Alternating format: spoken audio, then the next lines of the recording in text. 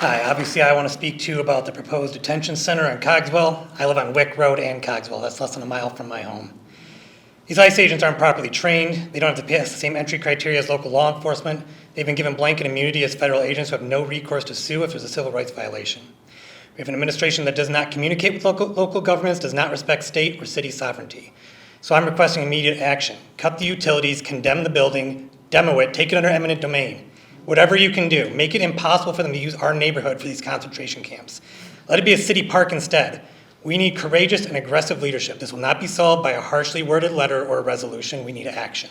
ICE has lost in court since October 4,400 times. They are violating our civil and human rights. We need to be united, and I know that we are as the electeds, but as a people, to say that this is not the way we want our future to go. And I want to remind people that the administration defunded healthcare and defunded food stamps in order to do this.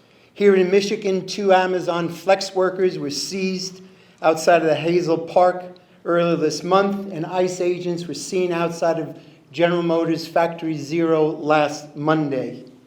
And now these plans to establish a detention center here in Romulus are in fact part of a $38 billion program to expand concentration camps around the country. We have in the White House a convicted criminal who, acting on behalf of a corporate oligarchy, asserts that his powers are unlimited. We have seen such things before. They lecture the world about dictatorships in Iran and elsewhere to justify war, but what is happening right here? You guys have volunteered to fill leadership positions in Romulus. You may not have realized you were going to have to decide about whether we get or don't get a concentration camp. Thank you for stepping up. Thank you for fighting back. We really do appreciate it. The majority of our people that came to our school were looking for a better opportunity. And a lot of them were from other countries because they saw the American dream. I'm currently in college. I go to Oakland Community College in Auburn Hills, and I get that same thing every day. We have exchange students day in and day out. They deserve the right to be here. And we do not need the Trump administration telling us who can be here and who cannot. This is the American dream, and everyone deserves to have it. We're very worried about the location of where this, detention center is going to be and what the crowd is going to be around it. I mean, you see how it's like out there. We want to know what protections people around there are going to have. I mean, because it's insane out there right now. Well, listen, nobody wants this thing here. I don't like either side. When it's red or blue tie, I feel like their jobs are just to make sure that we go to work. I write lyrics under the alias of John Sleezos about how, working class people, just shut up and deal with it. If there's a concentration camp in your backyard, deal with it. I wake up, I look out my front door and I see a trash hole that's ever growing, and it's tough to breathe the air. I wake up, I open up my back door and I see a concentration camp. You will continue to have so many other issues that come up after this detention center, this concentration camp. You need to say that you will not share the data of your residents with ICE.